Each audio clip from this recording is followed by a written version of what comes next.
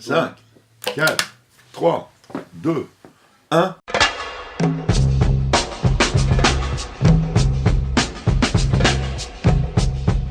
À toi. Ah, bah en fait, c'est que ils veulent juste nous la mettre à l'envers, en gros. Ah, alors, oui et non. Oui et non. Parce que le travail salarié diminuant, tendant à terme et peut-être à disparaître, et à être remplacé par l'activité, pour comprendre la chose, il faut remonter un peu dans le temps et puis voir un peu quelle histoire ça a pu être. Parce que le travail, depuis les origines, depuis que l'homme est descendu de son arbre, Ouais. a commencé à penser et tout, il a pratiqué, vis-à-vis du travail, une révolution humaine permanente. Un espèce de machin dont on pourrait dire, mais ouais, ça c'est du trotskisme, ça. C'est du trotskisme, révolution permanente. Comme quoi ça se commence une révolution, ça ne s'arrête jamais. Alors, je dirais effectivement un peu de ça. Quoi qu'il en soit, il y a une chose qui est incontestable. C'est une idée clé de l'homme. Ça pourrait même faire partie, probablement, de ce qu'on appelle la nature humaine. C'est inhérent à l'homme. Qu'il soit blanc, noir, rouge, jaune, n'importe. Jadis, aujourd'hui, toujours. L'homme, il a toujours voulu se faciliter la vie. L'homme, c'est un gros feignant. Mais feignant, c'est pas une mauvaise chose. C'est une excellente chose, c'est excellentissime. Peu d'animaux sur Terre En cette qualité. ont cette qualité de... On peut la tourner très positivement. Oui. Ben oui, parce que l'idéal, c'est d'en faire le minimum avec un maximum de profit. Profit n'étant pas le pognon, le profit pour soi, pour vivre bien. Alors comme ça, l'homme, il a inventé la roue. Parce que plutôt que de porter des trucs comme un con, en inventant la roue, il a inventé la brouette, c'était plus facile. Il a inventé le feu. Parce que c'est quand même plus sympa de se faire une bonne entrecôte grillée plutôt que de se bouffer le truc tout cru vers son tartare. Bon, voilà. Il a inventé le moulin. Avec le moulin, il a pu moudre le grain faire le blé faire le pain. Bon. Il a inventé la jachère, l'idée de faire reposer la terre. Et quand tu la faisais reposer pendant 1 an, l'année d'après, elle devenait plus productive. Bref, il essayait de se faciliter la vie. Et puis après, il a inventé la machine. Alors, il a inventé l'arère, il a inventé la charrue, puis après, il a inventé le tracteur.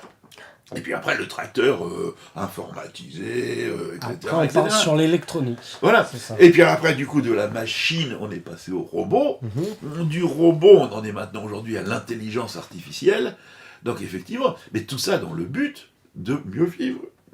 Tranquille. Donc La ça, pilule bleue ou la pilule rouge? Oui, mais du coup, c'est un côté sympa, ça. A priori, ça peut avoir un côté sympa.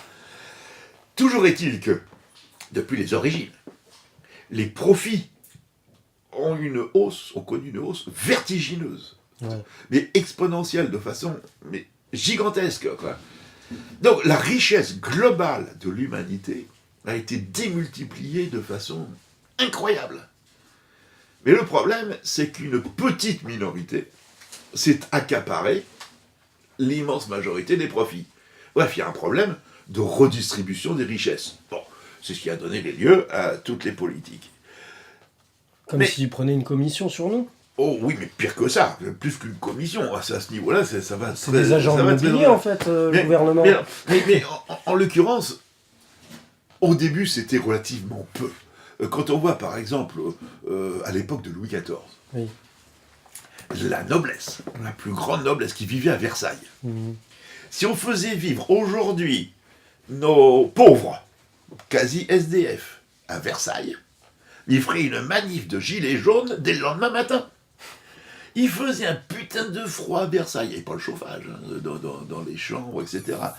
Il pleuvait, les toits n'étaient pas faits étanches, il pleuvait. Il n'y avait pas de toilettes, ils étaient obligés de pisser dehors. Ça a pué à Versailles, parce qu'ils pissaient partout, ils chiaient partout. Bon, c'était l'horreur absolue. Dans les prisons aujourd'hui, mais c'est du 4 étoiles par rapport à Versailles. Donc la différence, le bourgeois des années 1850-1860, le niveau de vie du bourgeois, du bon gros bourgeois, est équivalent aux pauvres de maintenant. Mais oui, il gagnait presque rien, comparé Évidemment, ça ne se compare pas avec aujourd'hui. Quand on prend un Pinault Valenciennes ou de ces multimilliardaires, les Bettencourt, etc., mais l'argent qu'ils ont, mais ça n'a aucun rapport avec celui de ce qu'on appelait même la grande bourgeoisie à l'époque de Napoléon III c'est des cas à part. et de la révolution industrielle, quoi. Alors, il y a eu une logique de l'évolution pour les ouvriers, pour les salariés, qui était de travailler moins pour gagner plus. À l'origine, l'ouvrier, il travaillait 16 heures par jour. 365 jours par an. Depuis la loi Le Chapelier de 1790, qui avait supprimé tous les avantages qu'il pouvait y avoir. Il bossait de l'âge de 6 ans jusqu'à l'heure, à la minute, à la seconde de sa mort. Et puis, à force de revendications, de grèves, etc., ils ont fini par travailler, au lieu de 16 heures, 12 heures. Et puis, au début du XXe siècle, ils ont eu le dimanche. Mais le dimanche, tout d'un coup, c'était 52 jours de congé. Parce qu'il y a 52 semaines. Et puis, ils ont eu diminué encore le temps de travail. Et puis, au fur et à mesure, ils ont eu différents petits avantages. Des avantages pour les enfants. Parce qu'avec l'école obligatoire, les enfants pouvaient plus travailler à 6 ans, mais à partir de 12 ans. Bon, etc. Puis en 1936, il y a eu les congés payés. Puis tout d'un coup, il y a eu les 40 heures. Et puis, au début, on avait 2 semaines de congés payés. Puis après, on en a eu 3 en 1958. Puis 4 en 68. Puis 5 en 81. Et puis alors, avec Jospin, non, parlons plus. Alors là, non seulement la 5e semaine, mais alors en plus les RTT, les 35 heures, enfin bref, aujourd'hui, il est plus facile de savoir quand on travaille que quand on travaille pas. Aujourd'hui, on commence à travailler à 25 ans, on finit de travailler grosso modo à 50 ans, parce qu'après il n'y a plus de boulot, et puis entre-temps, on travaille que 35 heures par semaine, et puis encore, on a 5 semaines de congés payés, plus 11 jours fériés, plus les ponts, plus je suis un peu malade. Et puis... On dit qu'il n'y a plus de boulot. Mais quand on a un boulot, on n'a pas de boulot non plus, en gros. Oui, ah oui, mais après, c'est tout le problème. Et ça, c'est une chose que, par exemple... Le travail salarié est en train de se perdre. Par exemple, la CGT, qui fut le syndicat le plus puissant, et puis le plus revendicatif, c'est eux qui ont largement aidé à tous ces acquis sociaux. Et la CGT n'arrive pas à comprendre qu'il faudrait éventuellement, pour faire perdurer un tout petit peu le travail salarié, passer des 35 heures aux 20 heures. À travailler, égal, salaire égal. C'est-à-dire 20 heures payées 35. C'est impossible. Si avant on bossait 70 heures, puis maintenant on en bosse 35, et puis on gagne beaucoup plus que quand on gagnait 70 heures. Bon. Mais ça, ce sera encore une fois mettre un sparadrap sur une jambe de bois. Ça ferait reculer la fin du salariat, du travail salarié, de quelques années. Et ça ne solutionnerait pas véritablement le problème. Toujours est-il que les syndicats, CGT en premier, mais suivi ensuite de la CFTC, le deuxième syndicat en 1919, puis de la CFDT, puis des autres, de forces ouvrières, etc., ceux-là ont largement contribué à faire ces fameux acquis sociaux. Toujours est-il que le salarié, il n'a pas le choix. Et le patron non plus. Il doit payer des cotisations salariales pour l'un, patronales pour l'autre. J'arrondis. Quand un salarié touche 100 € dans sa poche, il a coûté au patron, et en tout, environ 180 €. Donc il y a 80 € pour le chômage, pour la sécu, pour les retraites, etc. Mais s'il n'y a plus de boulot, ça pose problème.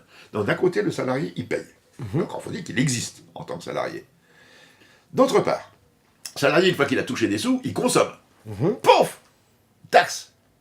TVA. C'est un enfoiré, le salarié ne veut pas consommer. Très bien. Contribuable. Mais c'est le même, hein, le salarié, le consommateur et le contribuable. Là, c'est via l'impôt. Donc soit, c'est les prélèvements sociaux, le salarié. Soit, c'est les taxes, le consommateur. Soit, c'est l'impôt pour le contribuable. Bon. Mais à un moment, tu ne peux pas faire monter les impôts, dans la mesure où il n'y a plus de travail salarié. Comment il fait pour payer les impôts? C'est le problème, un peu, des gilets jaunes aujourd'hui. Quant au patronat, je ne parle pas du grand patronat capitaliste de Total, de General Motors... non, mais un épicier du coin, quoi. Ouais, le petit épicier. Le gérant de l'épicerie du coin. Le petit patron, même qui a 2, 3, 4, 5, 10 salariés, des choses comme ça. Yes. Il ne faut pas qu'ils confondent bénéfice et profit. C'est pas la même chose. C'est confondre. Quand tu vois le pognon qui passe, que t'es patron d'une petite boîte, le petit boulanger ou n'importe quoi, il voit passer 1000, 2000, 3000 euros selon, par jour, en liquide, et tout le bordel. Et le mec, il peut avoir vite tendance à dire, oh, tiens, je prends un petit billet de 10 pour aller boire un coup avec les copains, ou je prends un petit billet de 100 pour aller payer une bouffe avec d'autres copains. On revient sur le mot de commission. Et non, ça c'est les bénéfices, ça va pas aller, ça. Le profit, c'est ce qui reste après. Après tout. C'est ce qui te reste véritablement en tant que patron. Or, si à l'origine, l'époque de Marx, 1850-60, le taux de profit était d'à peu près de 100%, c'est-à-dire tu mettais 1 euro, c'était francs, on s'en fout, tu mettais 1 euro, à la fin de l'année, tu avais 1 euro. Donc tu en avais 2. Ouais. Bon. L'année d'après, tu as été 2 euros, tu disais, ah, cool, je remets mes 2 euros, j'ai réinvesti, et l'année d'après, j'en aurai 4. Et non, 3,99. Autrement dit, Marx en a fait la démonstration, ça s'appelle la baisse tendancielle du taux de profit.